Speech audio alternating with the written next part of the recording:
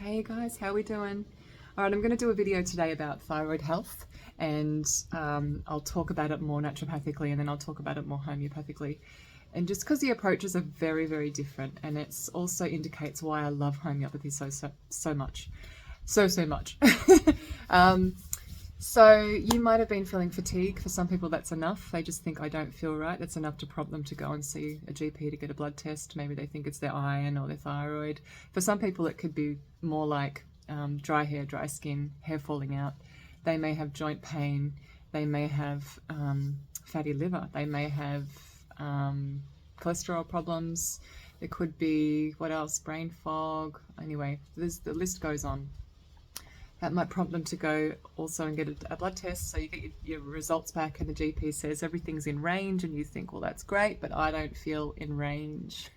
So often people will then come and find a natural health practitioner like myself, and we will then look at the test, and I can sometimes find with looking at TSH, it's elevated. And in Australia, our range is quite broad compared to other countries. So you can be looking at a higher level, and this might indicate something else that's going on in the back end if you do a more comprehensive thyroid check.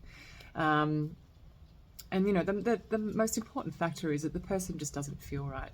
So after you've taken a big, 90-minute case, you can look at all the details about this person, their health, their emotional status, their digestion, everything, their sleep, how this is impacting other areas of their health.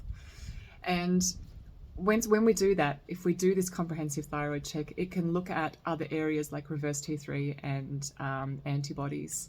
And they are great to have as well, because they can say, well, there's other interference going on in here. This isn't just a thyroid thing. This isn't about just, being iodine and tyrosine and selenium deficient. We'll add those things back in and we're good to go. This is a case of it being, from another cause. There are other areas of health that need to be addressed. Now, often those areas that are looked at are typically liver health is one of them. Gut health is huge here. And even insulin resistance, which people might think, oh, that's not me, but you'd be surprised. It can come up, and obviously elevated insulin has an impact on healthy conversion to our active T3 hormone, which is we want to keep our metabolism going and keep everything working optimally.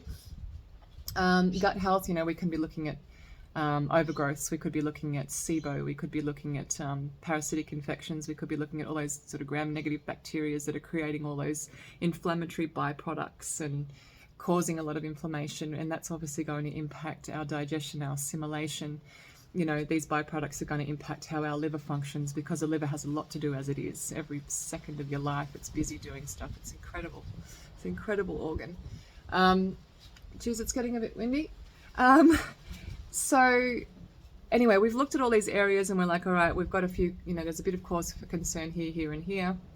We may need to get some of these things under control. So you can go about going on that pathway and doing those things. But here's the difference.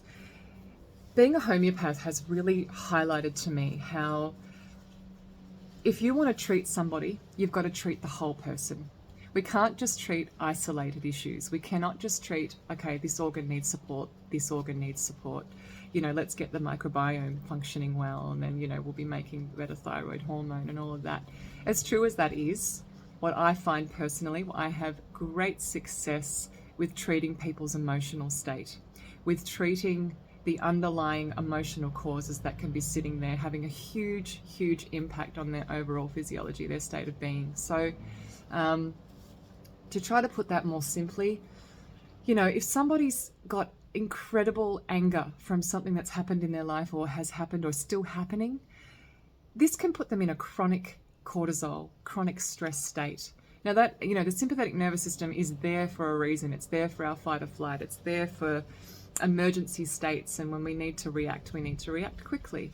But it's not a place we're supposed to live.